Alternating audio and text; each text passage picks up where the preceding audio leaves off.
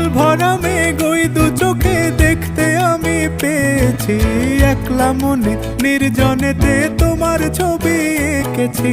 নাম রেখেছি বনলতা যখন দেখেছি, হয়তো বা সেই ক্ষণেই তোমায় ভালোবেসেছি।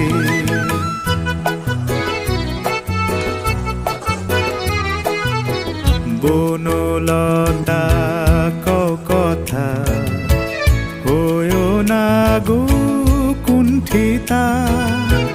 বনলতা কথা হয়ো না গো কুণ্ঠিতা।